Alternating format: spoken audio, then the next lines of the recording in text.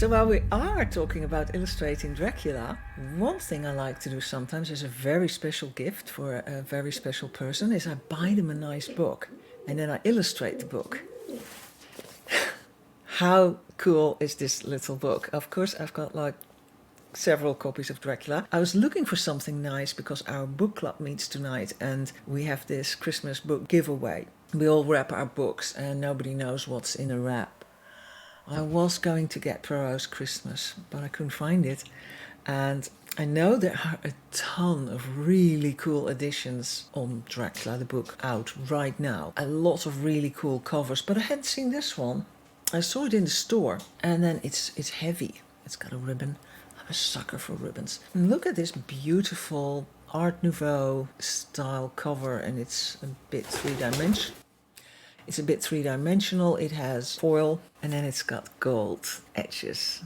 And like I said, it's a special paper that you don't often see in books. It's very heavily sized. It's very shiny, it's very smooth. You can see the shininess and it will be perfect for illustration. Oh, this has got a nice bit of extra space for like a bat or something. It depends. We'll just get through it and we'll do some illustrations. Okay, I've got the book here. I'm going all the way to the back, and because it's unusual paper, I did want to do a little bit of a test. And in case it didn't work out, I wanted to do it all the way in the back, in the hope that nobody would ever notice. So I've done the black already, that worked fine. And then I decided I want a red detail because, well, it's like sort of, classic vampire colors, and also the cover is in black, gold and red. And the only thing I had was this red pen that makes a very thin line.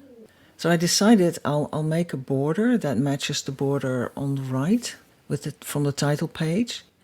And I'm going to make an Aubrey Birdsley style illustration inspired by the cover, which is very Art Nouveau. And it's very simple and very graphic. It will work really well. So I made a couple of lines. This paper, you can't actually draw on it with a pencil. That didn't work at all. It made more indentation in the paper than that I could see any graphite. So I just gave up. I just have a couple of points, and for the rest I'll just let my hand go where I want it to go, I hope. So I'm doing the face. The face will have the most detail. I plan for everything else to be extremely simple and just blocks of color. And we know from the description, we've got a good description in the book. His face was strong, a very strong aquiline, with high bridge of the thin nose and peculiarly arched nostrils, with lofty domed forehead and hair growing scantily around the temples, but profusely elsewhere. His eyebrows were very massive, almost meeting over the nose, and with bushy hair that seemed to curl in its own profusion. The mouth, so far as I could see it, under the heavy moustache, was fixed and rather cruel-looking, with peculiarly sharp white teeth. Yeah, right. And he's looking a bit angry because Dracula is a total jerk. I'm doing a cape now, it's going to flap a little bit, so I'm trying to think where it's going, and I'm trying to visualize my lines on the paper. And then I draw them with my pen. That's why you see me stop. That's where I'm thinking. Jonathan describes what Dracula wears when he arrives at Castle Dracula in the book. A tall old man, clad in black from head to foot, without a single speck of color about him anywhere. So, yes, he would have a white shirt. I looked it up. I can't find any evidence that black shirts were ever worn in the end of Victorian times. Maybe colored shirts, but not black. And detailed as Jonathan is, he would definitely have mentioned a black shirt. So, a white shirt, but everything else is black. But of course, we want to put some interest in this drawing. And so I am giving him a red lining in his cape. I think it was Christopher Lee in the second Hammer Dracula movie who wore a cape for the first time with a red lining. He didn't wear it in the first one. I actually like that better, but red is so iconic. And Bela Lugosi's cape, if you saw it in color, has a taupe lining, which is sort of a grayish brown. So while I'm filling in the large black parts of the cape, I have to be very careful. I'm using a good pen. It's a Pigma Sakura Graphic 1mm, and it's actually a brush pen. So it's a brush, not a pen. It lays down a lot of ink, and on this paper it takes a while to dry. So I have to make sure that my hand does not touch any of the bits of the cloak that I've already colored in.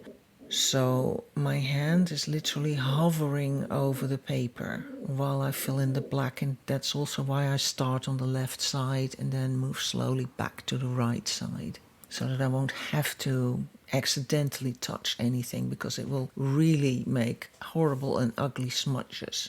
It doesn't dry. It takes hours to dry on this paper. So the good thing about the cape is that you can see by the face, you can see a little bit of the color that's turned up, and that gives us a speck of red. Now, if you make a composition and you have a large, strong color coming in, you want to have like a little speck somewhere else. It makes the composition much better and much more interesting, especially with red. Somehow, that's in my mind. So I also turn my book around, because I want to make these edges and I want to make the white lines very, very thin, and it is easier if I come in from the other side to get this really tight, straight edge. So that's looking good. Turning it back.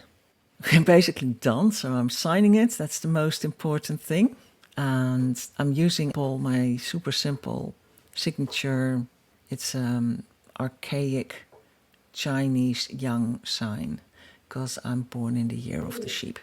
A signature is always important. That way my work will be worth a lot more after I'm dead, or undead, as it may turn out.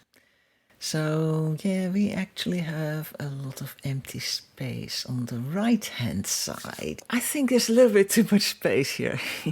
Let's do a little bat here. So I'm taking a very soft pencil this time, see if that works. It works a little bit better. I'm just doing a couple of lines, a couple of points, because I want I'm not even finishing. I'm not doing the left wing and I'm not finishing the right wing. I want my lines to be free and flowing, and I don't want to trace, because a traced line is boring, always, even if it's your own line. But then, I look, I imagine where the line goes, and I just let my hand flow. But I can't make a mistake because it's a book. So, no pressure. We'll just be relaxed. Okay, that went well. Wing looks good. It's got a nice little bit of tension in it. Now we're going to do the other wing.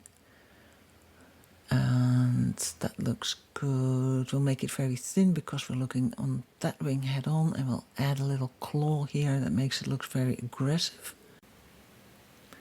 So the fact that Dracula can turn into a bat is in the book, and a lot of movies right from the start made great full use of that. And it is, of course, particularly cool. Also, the red eyes.